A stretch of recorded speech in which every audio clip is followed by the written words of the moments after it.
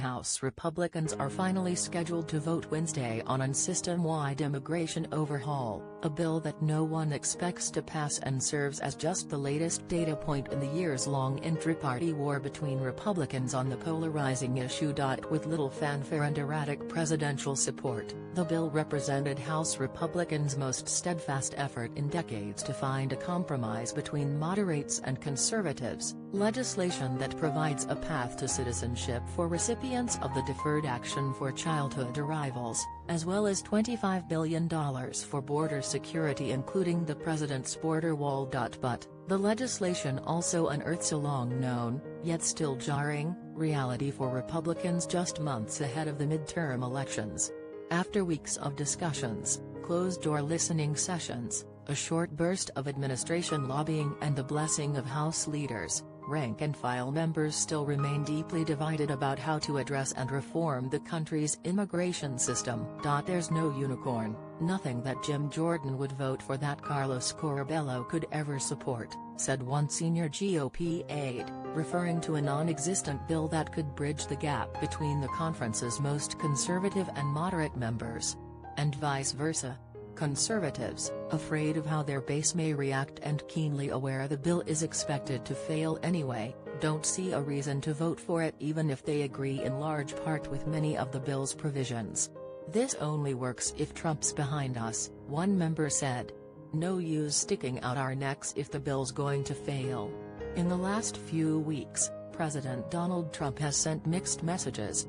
At first, Trump said he wouldn't back the compromise bill in an interview with Fox News, only to have his staff issue a statement later that day saying he would back it. Then, after visiting Capitol Hill himself Tuesday last week and dispatching cabinet officials to Capitol Hill, Trump tweeted Friday that members of Congress were wasting their time. Republicans should stop wasting their time on immigration until after we elect more senators and congressmen/women in November. Dems are just playing games, have no intention of doing anything to solve this decades-old problem. We can pass great legislation after the red wave, Trump tweeted. The move has made members skittish, especially conservatives who fear supporting anything that could be construed as backing so-called amnesty back home. But on Wednesday, just hours before the vote, the president asked members to support the GOP's own compromise bill, which he referred to as Good Latte 2. House Republicans should pass the strong but fair immigration bill, known as Good Latte 2, in their afternoon vote today, even though the Dems won't let IT pass in the Senate. Passage will show that we want strong borders and security while the Dems want open borders equals crime. Win. Trump tweeted. Wednesday's morning's tweet is by far the strongest endorsement, after more than a week of wishy-washy nothingness, and yes, it will likely move some votes in favor of the bill, a senior GOP aide says. But the reality is this would have been a whole lot more helpful a week ago, the aide said. As of last night, the bill was headed for a very, very bad defeat.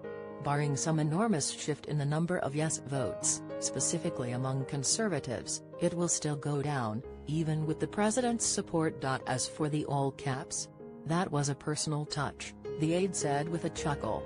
We did not specifically request all caps for any endorsement. On their last conference before the vote, Republican Study Committee Chairman Mark Walker, a conservative Republican from North Carolina, told reporters that members were still hoping Trump would weigh in again in support of the bill ahead of the vote.